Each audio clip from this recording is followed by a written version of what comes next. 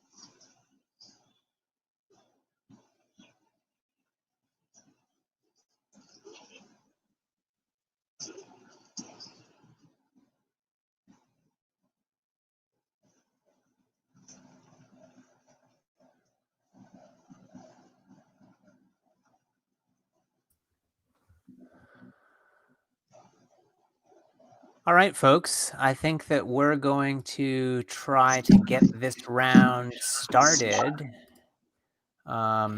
And I know that we're missing one judge, Joel, who we're going to anticipate is going to make it here. I just checked with Tab about flipping, and they said that if y'all haven't hit each other in prelims, that you shouldn't necessarily be side locked. Angelica, I don't know if you see the ballot differently than I do, but maybe y'all did hit each other in prelims. You did not. No. Yeah. Okay. Let me share that real quickly with Ryan.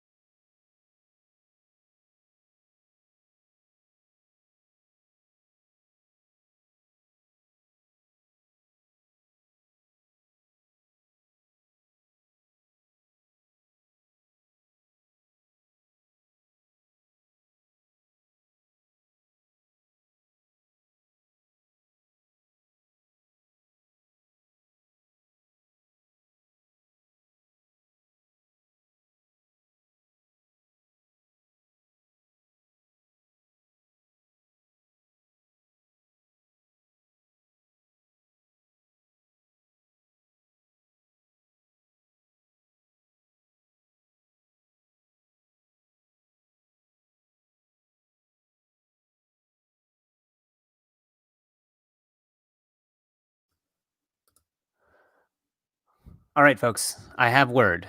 We're going to do a flip.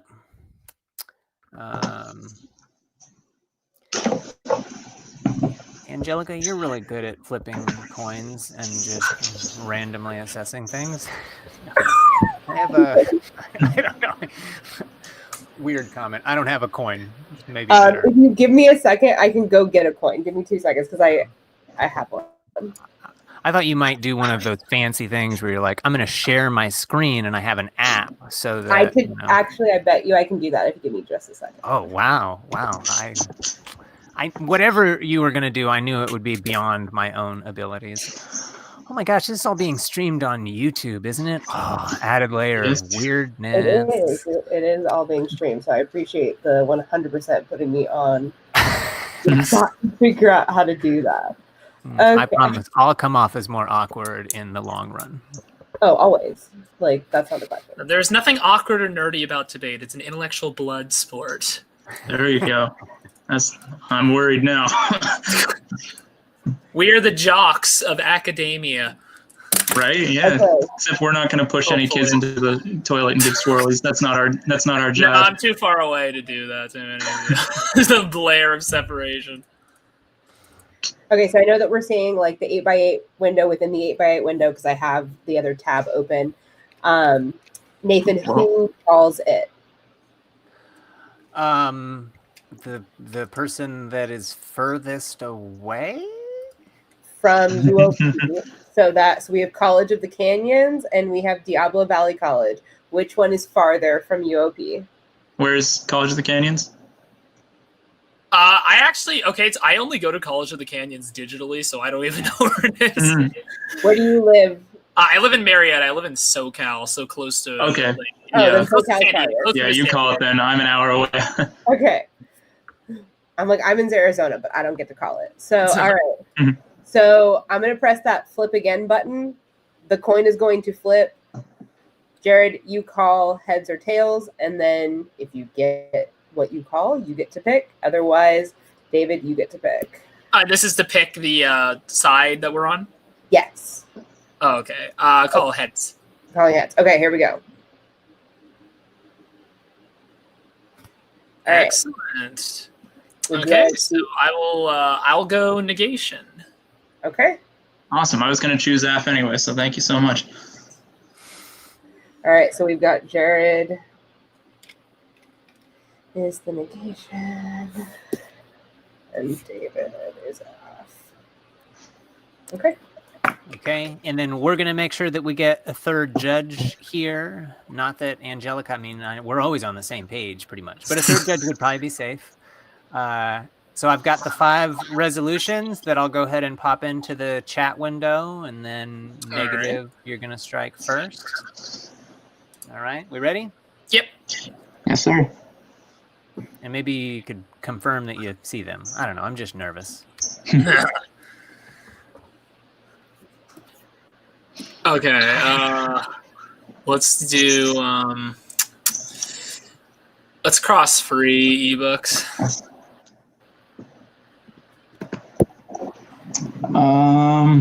Oh God. Wow. Let's strike 1. Okay, let's strike 5. Oh, geez. I'm on the F. Oh, God. Let's argue number 2. It is better to be feared than loved if you cannot be both. I see. Yeah, no number 4 today? Yeah, I don't know. Not my jive. Okay, excellent. So do we just want to call it like 150 when we reconvene? Or do we want to do it like exactly like 148 or something? I'm fine either way. Judge's call, I'm sure. 48. Okay. All right. Okay, excellent. Thank you. All right.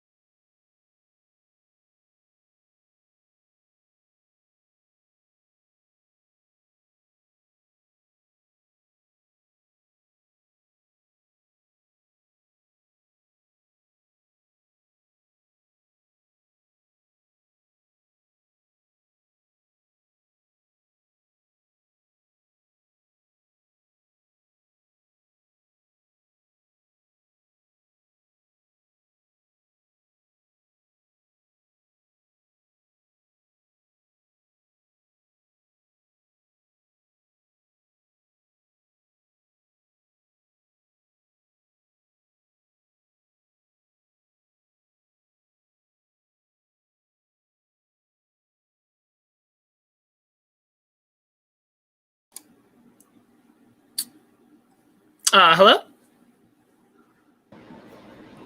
Hi. Hello? Can you hear me? Is my mic fine? Okay. So I am in touch with the other judge who is having some computer wants to do an update and I think is still a couple minutes away. So I think what would be best is to kind of keep your audio on so that you can hear me, keep doing what you're doing, and we'll pull you back into this space as soon as we can, hopefully in the next like 3 to 4 minutes. Okay. Sounds good.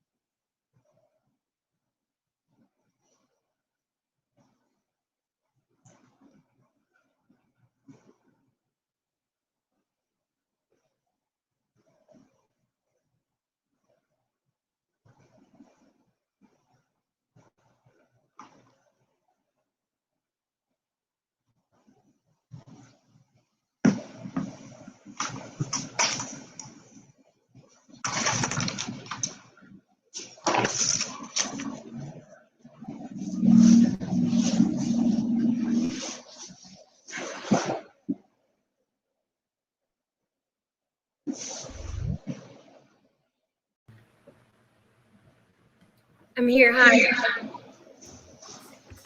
No. Hi. All right, your chair, Natalie, is here. So Natalie, take it away. Oh, would you mind going through? Yeah, I'm here to be a good audience member and listen to speeches. Yeah. We can probably go ahead and tell Natalie what we're going to debate, which is, let's see, we picked abortion is morally wrong, right? No, that we wasn't picked it. number 2 because I didn't want to take the position on that. Really? Great. Very Southern California view. Yeah, and I am the negation for this resolution, and then my dear comrade over there will be doing the affirmative position. So the actual resolution is it is better to be feared than loved if you cannot be both. Yes. Correct. I'm just clearing that up for Natalie. Thank you. I appreciate it.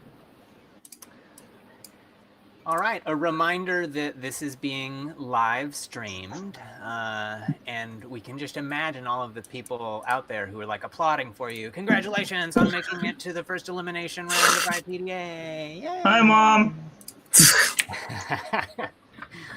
I love it. And I'm actually not sure if this is the first or last elimination round of IPDA. Yeah, this is the first one. First. The first one. Yeah. Okay, I'm still a little confused, but we'll talk about that later. You're going to have fun in this round, and I bet all of that extra prep time that you got while Natalie was getting her technology in order is going to make this debate even more amazing. I'll be in the habit of giving some hand time signals if y'all are into that, but you're encouraged to be self-timers. Do you have any questions or things that you want to get out of the way before we begin?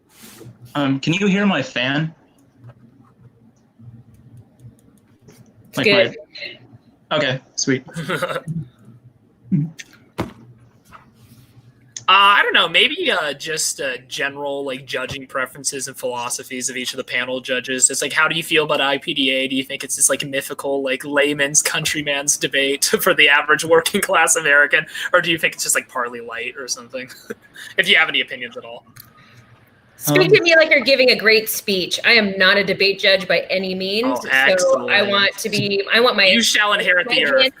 I want my hands held. I want descriptions. I want signposting. I want to know where we are. I don't want my face melted with information because you're speaking so quickly. Like, talk directly to me and try to persuade me. Excellent. Thank you. Yeah. All right.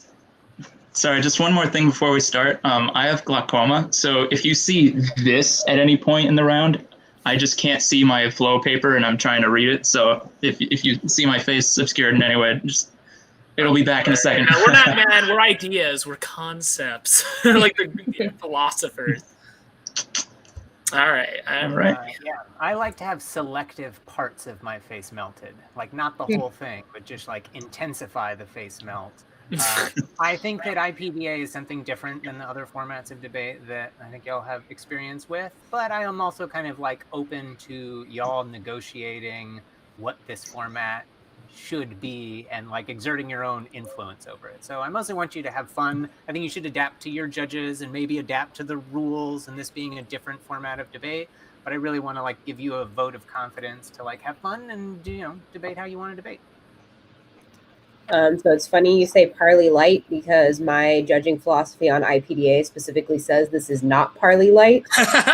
No neolib case? Aw. No, I've heard parley light a lot, usually used as an offensive phrase towards my profession. Yeah, so like, I think my best way of describing what I expect IPDA to look like is dueling extemps. Right? Okay. There should be clash, there should be good arguments, but it should not be like little a subpoint 2, like that's fine. Yeah. I don't want to hear like just make the argument, don't use the All right. I concur. Awesome. All right, whenever you all are ready, I'm ready to begin.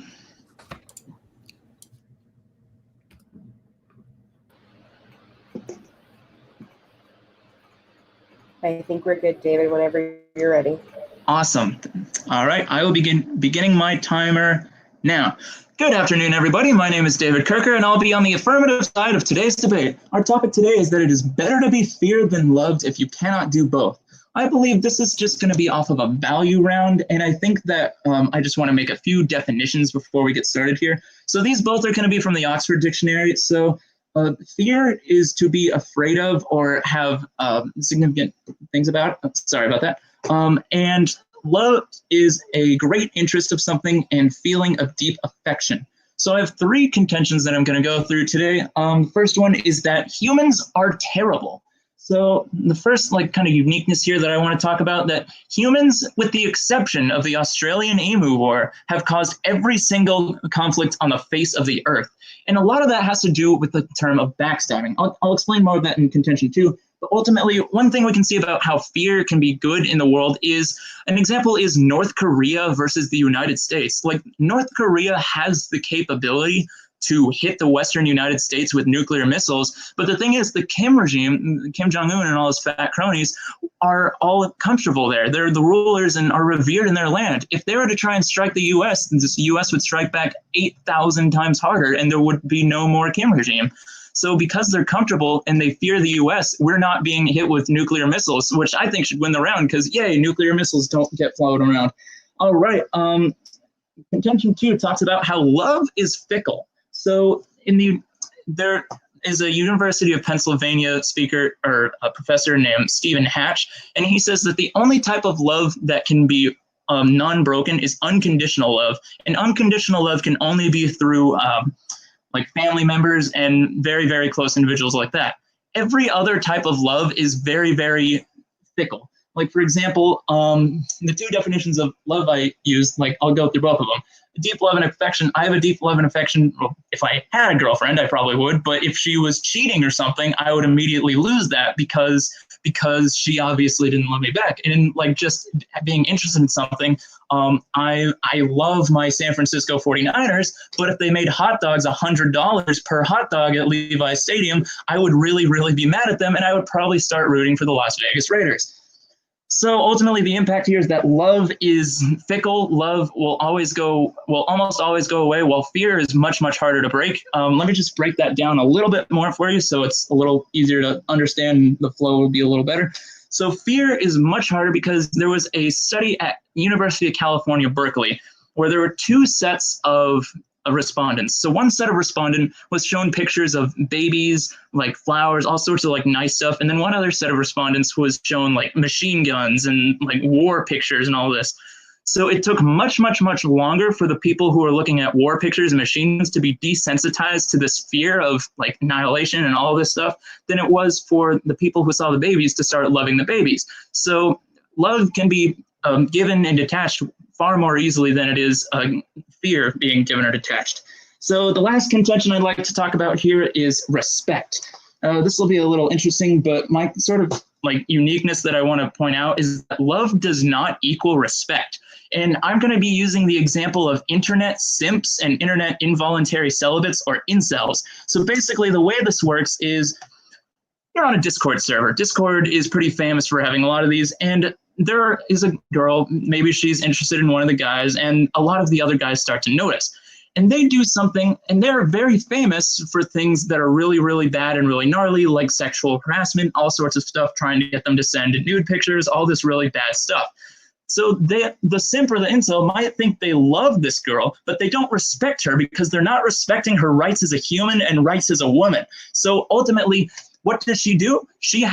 What if she gets the police involved? We don't love the police, especially in our culture, but we fear the police. And if she threatens to bring the police out on this simp or incel, then the incel is 9 times out of 10 going to shut up. So ultimately, we can see that fear is the thing that will bring respect.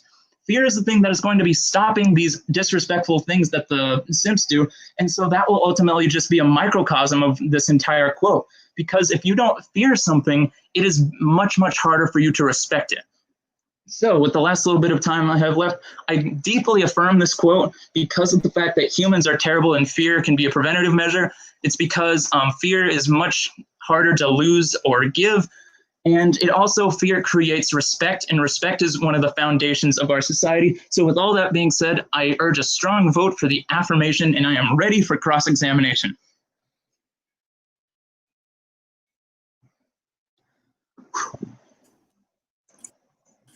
Oops, sorry. Can everybody hear me? Yes, All right, sir. Ready? Okay, starting now. So just really quickly, I want to ask you, do you legitimately believe that the behavior of incels and simps is based off of love towards the girl? Do you think that's what motivates their sexual harassment?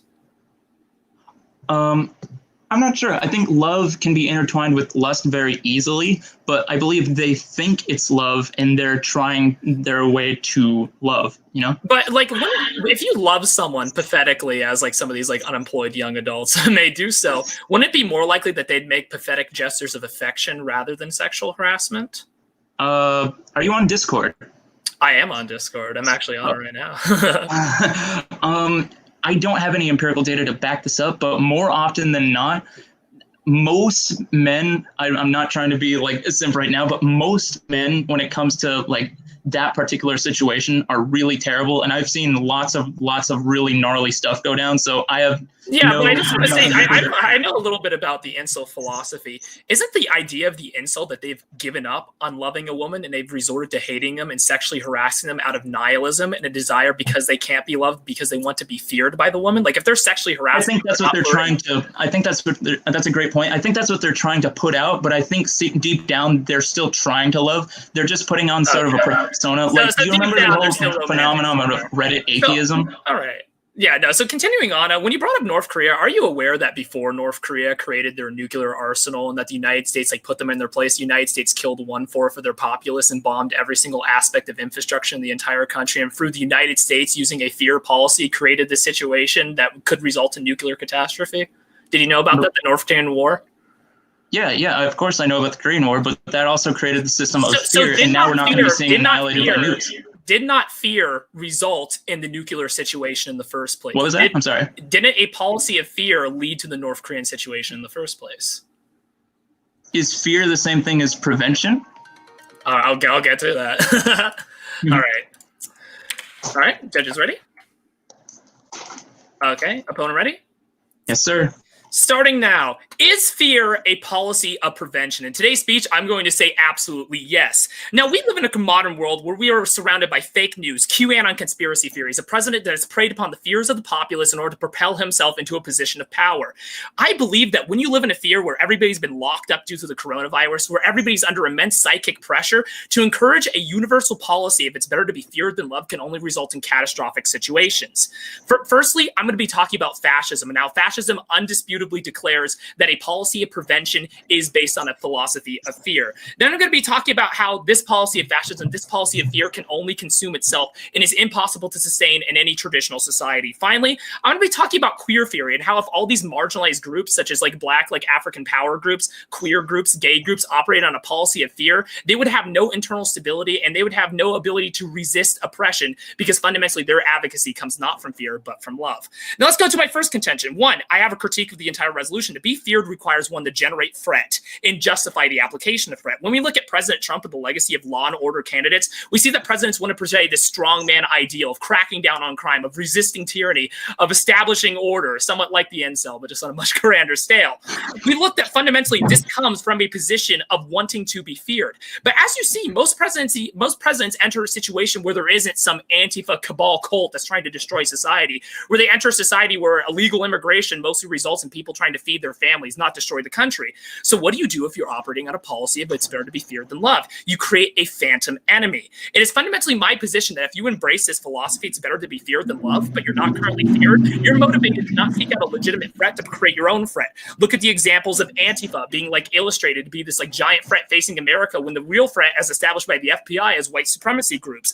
Look at historically the whole idea of the hip hop gang, a classic of the Reagan era, being established as a threat to modern society, rap music. We see that the desire to be feared and the belief that fear motivates a stable society leads people to create things to be feared, basically showing that it's an artificial system and not one that naturally arises out of basically human nature. What are the impacts of this? All we can assume is that the government team is affirming this resolution universally across all people. We can only assume that he believes that this is generally the best policy to follow. And when you follow this policy, it justifies state application of force. It justifies brutal police force. It justifies the creation of fear and enemies and not embracing love as a motivating factor of unifying a country, and it worsens divides. If we currently live in this country where fear is not the only philosophy, but it's already like this, what would America look like if we embrace this policy universally? Unless the government team can prove that it'd be a better, more stable world, I believe we win on this point alone. Let's go to my secondary critique. The stability of fear, of a fear-based society, is not stability, but a constant tension.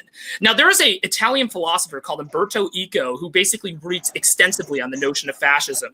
And he says a society based on the need to be feared rather than loved is the one that inevitably leads in fascism.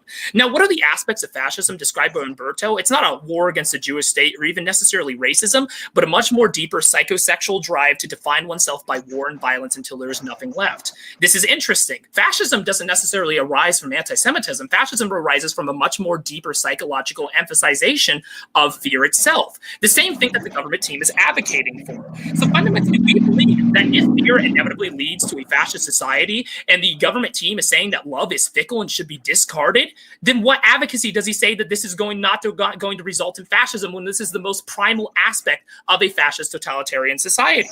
Now let's look at our own contemporary society. We look at the QAnon conspiracy movement, also associated with incels being sort of the mascot of this debate.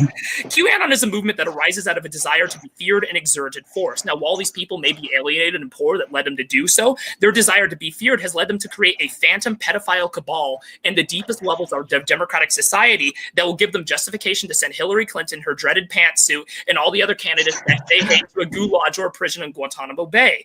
In essence, the desire to be feared and the belief that fear is the only way you can accomplish true political change or stability results in them creating a phantom enemy. Now we look at the contention that my opponent brought up about North Korea, and that thing about the North Korean war, that isn't a throwaway line. The United States aggravated North Korea, invaded them, killed. Like, could you imagine if 1 in 4 people you ever knew were dead? That literally happened, like by some estimates in that country.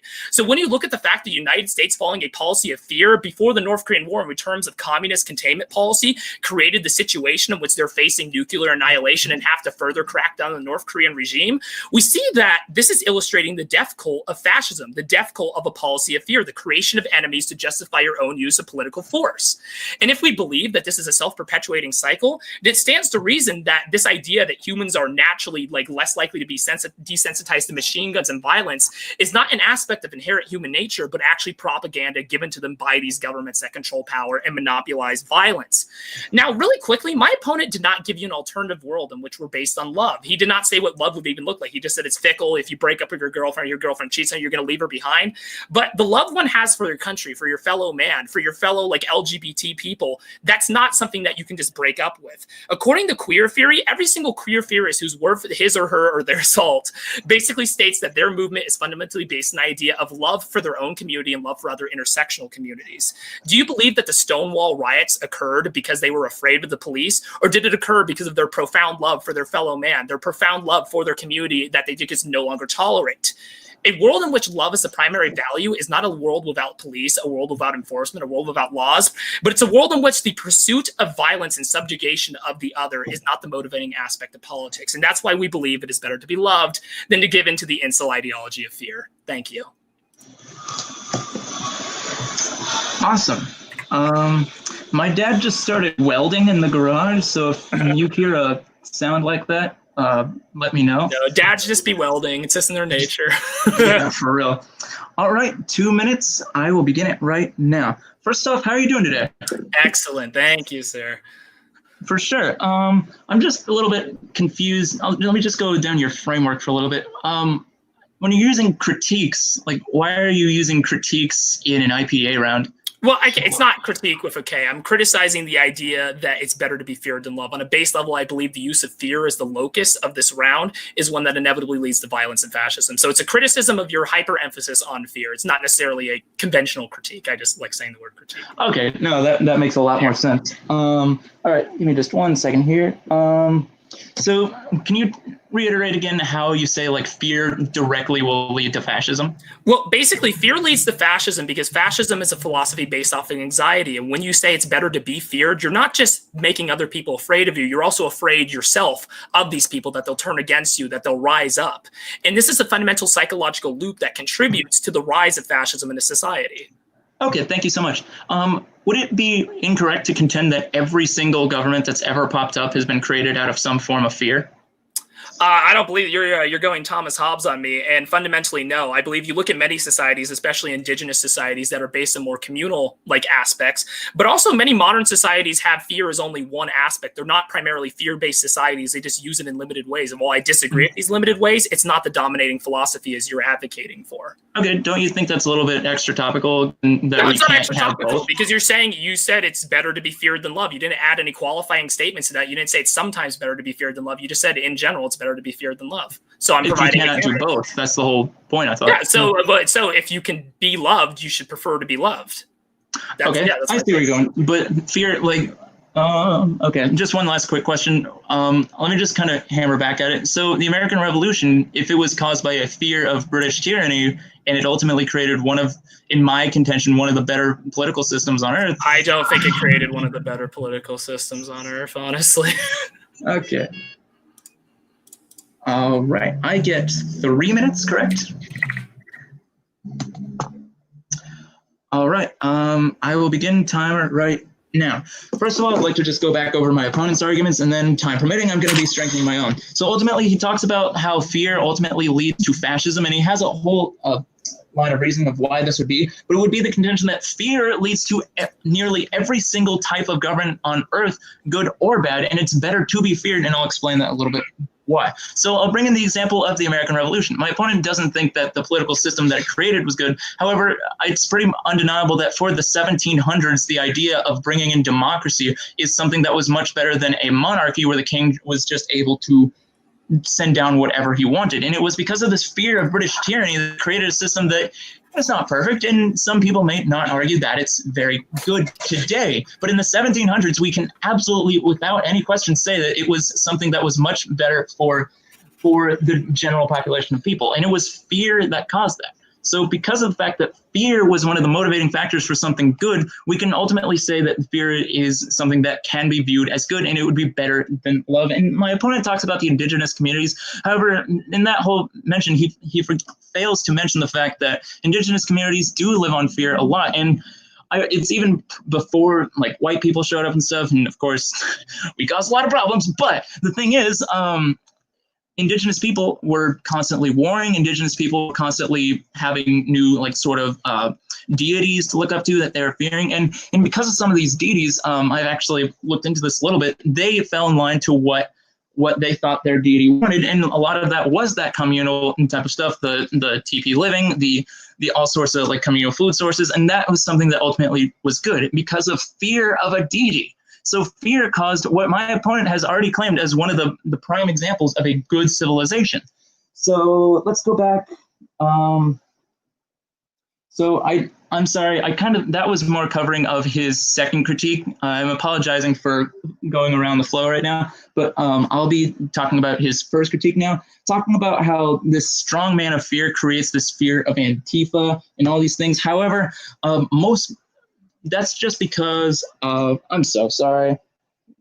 Because you can't take an outlying factor like Donald Trump. Donald Trump is someone who not only relies on fear, but relies on egotistical means in order to do that stuff. And it doesn't necessarily predicate the idea of fear or so much even fear mongering. It's him wanting his ego to look better. Like, look, these are these people, these are the enemy, and good old Donald Trump is going to defeat him. That's his MO. So ultimately, we can see that's not necessarily fear, and it's his love of himself that causes that. And that just brings it right back around to love causing so many problems. Because of an egotistical man, we're seeing so many of these problems. So ultimately, what we can say today is the fact that love ultimately takes down parts of his own argument, and the fact still stands that fear leads to nearly every single government on Earth, and that can absolutely be a good thing. All right, thank you.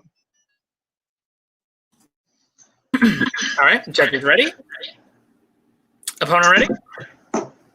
Starting now. So the idea that Trump doesn't just rely on fear, but he also relies on egotistical appeals to the self is frankly ridiculous, because I'd like you to just really quickly dissect what it means to the idea that it's better to be feared than love.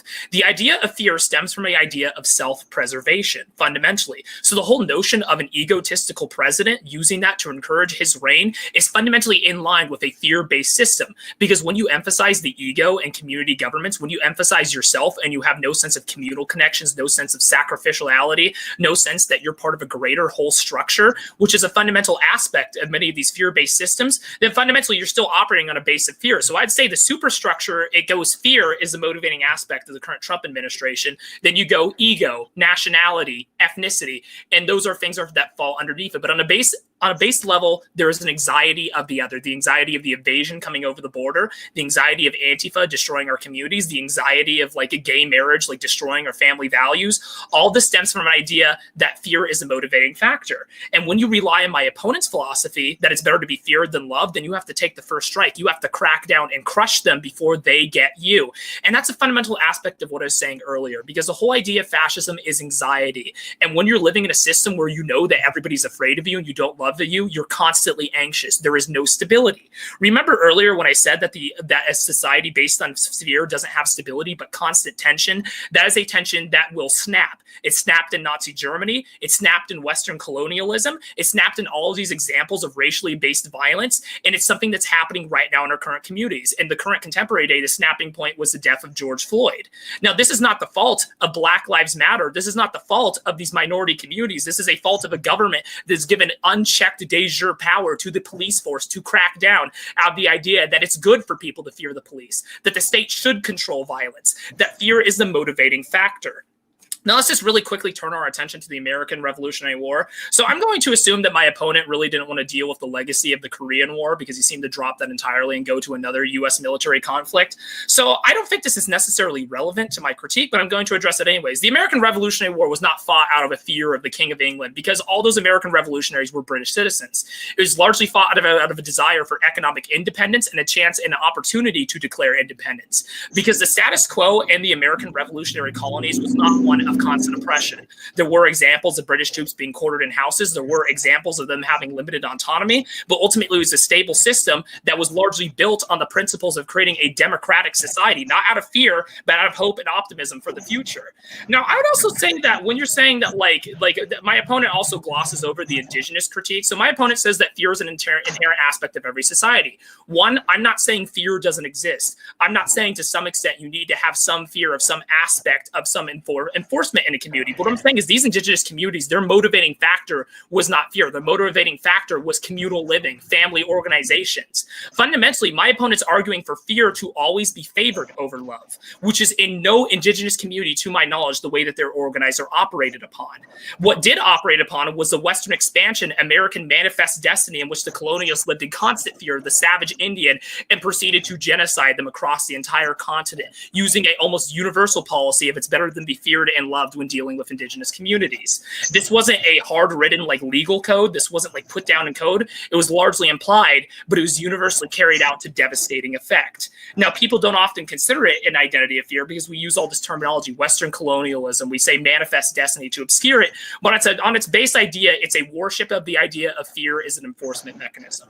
So really quickly, I just want to tell you why I win. Today, I've shown you how fear, when it's applied, as my government's advocating for, results primarily in fascist societies. It cracks down on minority groups. It encourages violence, sectarianism, and divisions within communities.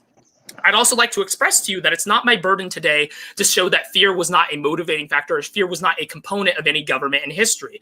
It's my job today to show you that when it's possible to choose between the two, fear or love, you should choose love. This doesn't mean that I have to show that every single government, every single indigenous community does not have any aspect of fear. It merely means that I have to show you that when given the option, they did not inherently choose fear, and that because of that, they had a more stable, more healthy, more psychologically healthy community. I also showed you an alternative, the idea of fear theory, the ideas of like indigenous communities, like oppressed minorities, building their organizations on love, not fear. Well, the Black Panthers are often demonized as being gun-toting like thugs tearing through the streets. Many of their projects were communal feeding organizations, educational outreach, because on a base level, what they saw, what many of these groups see, is the idea that love is the organizing factor, not a desire to be feared by their oppressors. Thank you.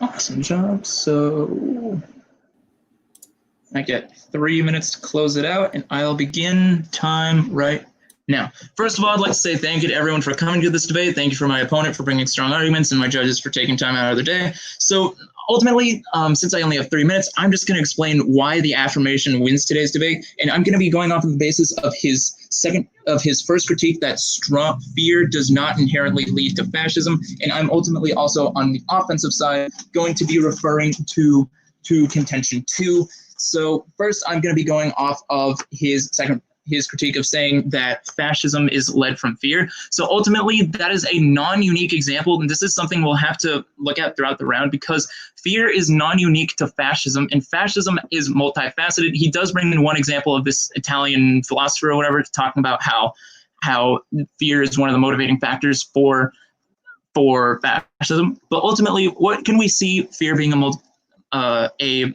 motivating factor for in other facets? We can see that fascism is not inherent to fear, it's fear to egotism, which is a form of love. And we can see, I've talked about that time and time again. Ultimately, what we see, my opponent talks about how egotisticalism drives fear in other people, but that fear is caused by self-love. Love was the problem, was the thing that ultimately brought that fear into place. And because of that, the love was the ultimate thing that put people down. So what we can see is love, as I said before, is fickle, and when it's applied to the self too much, it can be used in very, very bad ways. And that just brings me back again to the fact that love is fickle and love will not last. Every one of these societies that are predicated on just love do not work, and fear is ultimately the main factor that ultimately gets societies to be functioning societies. As I said before, we do not love the police, and we all want the police to be reformed and in some cases abolished or defunded. So ultimately what we see is, because of the fact that the fear of the police exists, we're not seeing these things such as, I'll go back to incels since that just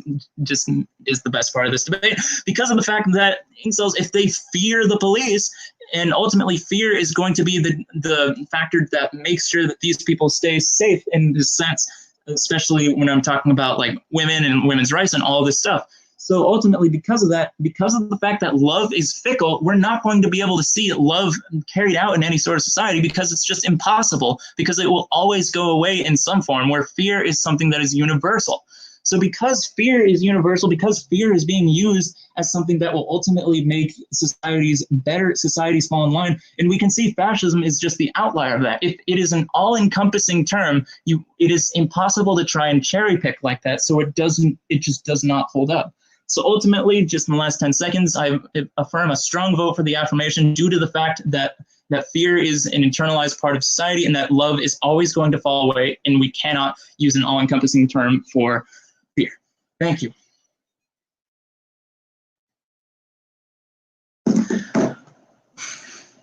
Great job, man. Congratulations, and thank you both for a high-quality debate. We are still streaming, and I guess maybe we should have talked about this earlier, but judges, what do you think? Should we go cast our ballots and come back here and then give some... I think I can stop the streaming if we wanted it to, or are we going to stream out like the RFD and decision? I think you stream out the RFD. I think that's been what's been going on in the other ones. Yeah, I think that would be valuable. Okay. I can mute my screen for a moment, and do you want to just like mute screen, send it in, and then say it? Yep, so we'll come back here in a couple minutes.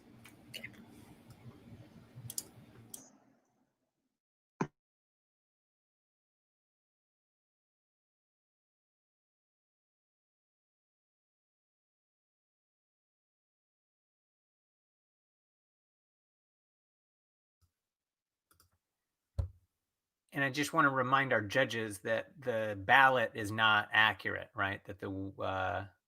That we need to flip them, even though it's probably still going to say that David was the negative, and that Jared was the affirmative. We know that we have to flip that when we're casting our vote here. Would you mind explaining that to me again? I didn't quite catch that conversation earlier, or I must have missed it. Mm-hmm. I'm sorry. So we needed to flip for sides. So what is on your ballot right now is inaccurate, and it should be the opposite, right? So College of the Canyons was on the negative, and Diablo Valley College was on the affirmative. Okay, so I should put comments for David under Jared's side and vice versa? Is that what you're saying? Or can I No, stick with the name, right? So you're still giving comments for Jared, but know that Jared was the negative, because at the top of your screen, it's still going to say that Jared was the affirmative. But in terms of where you put the comments, they'll put them in the same way. But when you go to cast your ballot, remember that a vote for the affirmative, in this case, is actually voting for the negative. Okay, cool. Because I was about to get that roll backwards. Yeah. Cool. Thank you.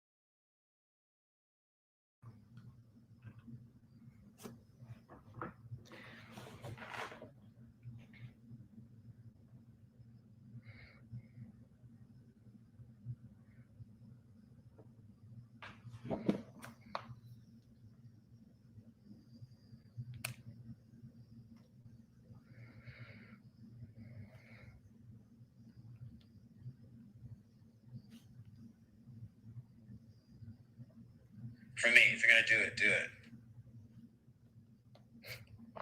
it. It was my phone. I was like, I opened it. Mubby.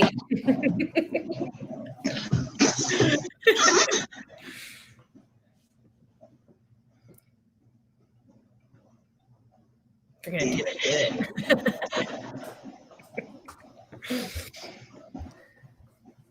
That's going to be a thing on the internet now, where that Yeah. if you're going to do it, do it.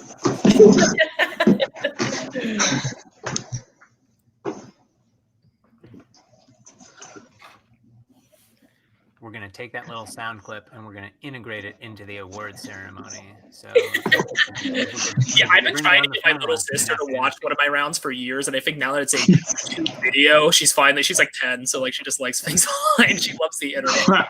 Sheila, I guess you're cool enough now. Yeah. You could tell her, if you're going to do it, do it. I find that's If you're going to do it, do it. I opened my phone and Instagram was already open, so it was just like blasted me in the face. I'm like, oh. Yeah, Julia, come in here. I'm going to tell you something my father told me and his father told you. If you're going to do it, do it. That's our family. If you're going to do it, do it. Channeling Chancellor Palpatine over here. Yeah. Do it. Do it. Do it. No, that was my high school debate coach who was like, so like, just, you know, that sort of like like movie trope of like the semi like abusive football coach who like pushes his students way too hard. That he was that, but like for debate, and that was the entire, like, you would always be like, you better run that like super obtuse like topicality critique. You got to do it. It's the only way. And he would just like, God, I miss him. Gotta do it. My older brother played football, and he told me once, well, at least in debate, you don't have to run wind sprints. Yeah. Yeah. At least in debate, you don't get spanked by all 20 of your teammates. And Yeah. All right. Ready? Yeah. Woo! Woo! Got it.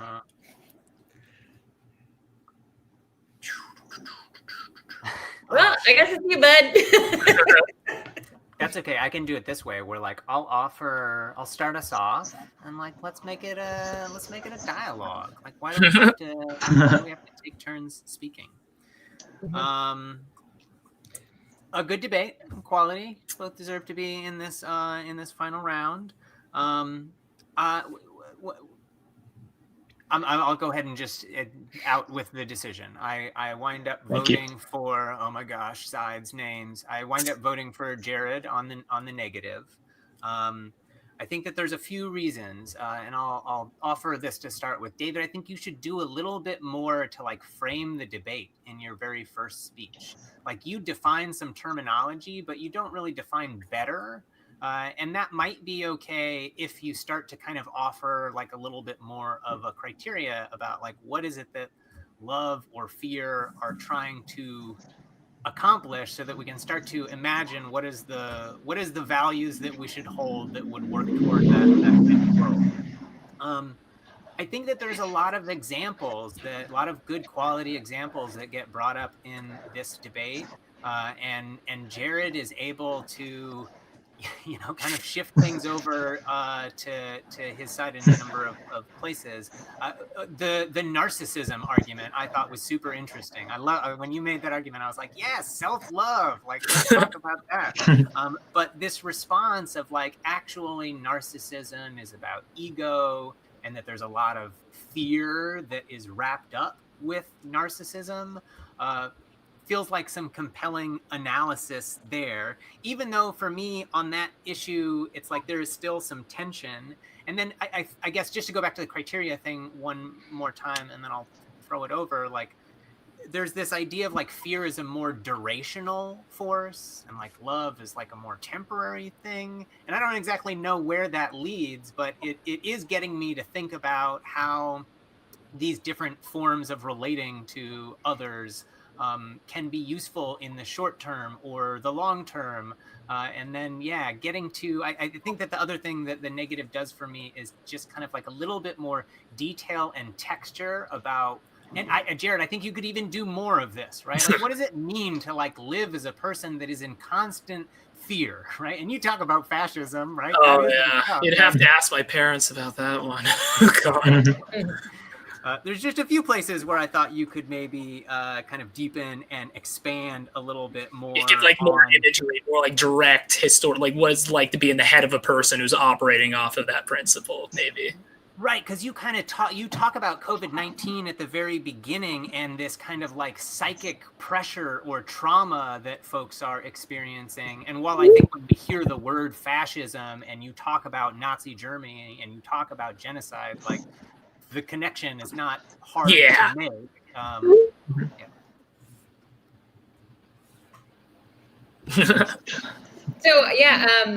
So I thought it was a really good debate. Great job, both of you. Again, like you're both very deserving of being here. From a person who, like Nathan just gave a really beautiful critique on just the argument specifically. And again, I'm like kind of like the individual events. So I really enjoyed Jared's speech. So I voted for the neg. I felt like I learned a lot from the speech, and I feel like you did a great job adapting to the audience in terms of, hey, like I get that she doesn't know how this works, but I was able to follow you really clearly. Like, I love the depth of analysis for your examples. I liked how you talked about indigenous people. I love the examples of Korea. I really loved how you picked apart the argument of creating like the phantom enemy. I thought that was really interesting because like that's where like this like fear-based fascism comes from, by creating the other. So I thought that was really cool. I love that you like sprinkled in queer theory in the end. I just thought it was a really diverse presentation and I found it really intriguing. So that was where my vote came from. So, you know, David, in the future, kind of like work on expanding your vocabulary. Think of like diversity of examples, because for a lay judge like me, like I want to learn something and leave this with some new knowledge. And I felt like I learned a lot from Jared. And I also really like the Blue Room. That doesn't affect my vote, but I just love the So I just interior design. Yes. Yeah. Yeah. So that's my decision. I also vote for the neg. So yeah, so David, I think that you start off with like some really interesting argumentations, and I appreciated the like definitions we get out of the top of case. But if you're gonna choose to tell me it's a value round, which like you don't have to do an IPDA, it's probably a good idea if your judge has any debate background. But if you're gonna tell me it's a value round, then I need you to tell me how to evaluate the round, because otherwise I get to pick, and you don't want me picking. Not like it's about me. You don't want anyone picking.